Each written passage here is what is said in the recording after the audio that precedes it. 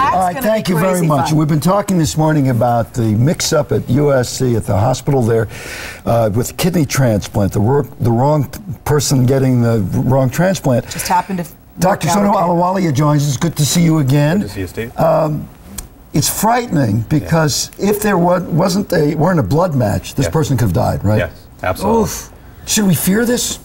Well, you know, one thing I want everybody to understand, that none of these errors are because of callousness or any intended injury. It's just a mistake. These are all human errors. But they're mistakes that could lead to death, and you tell that to the family of the victim, they're like, I don't care that it wasn't done on purpose. Absolutely. You guys screwed up. But you know, we've been working diligently to prevent these mistakes. And what we've done is we've tried to institute what the airlines do, right? To prevent errors, they have multiple checks. And that's what we've done. We've tried to institute that over the last few years. There was one doctor who came up with the idea of doing the checklist. Atul Gawande, actually, at the Brigham, yes. And it has changed things. But what happened in this instance? So it has to be a multi-system failure for this to happen. Wow. But if you think about a transplant, think about how many people are involved. There's a separate harvest team, there's a separate implantation team. They often fly from somewhere else and bring the kidney, and they operate in the middle of the night.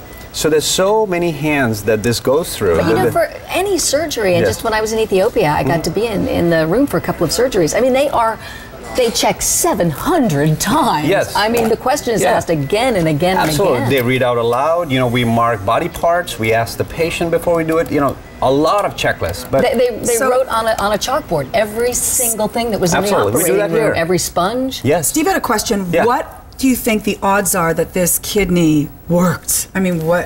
It was type O blood, which saved the day. But what are the chances that that would happen? Very, very low. Oh my goodness. Very, very low. So, and you know, they all get medicine that prevents rejection. But if it's a complete mismatch, then there's really nothing you can do. Mismatch. There's a fancy word, iatrogenesis.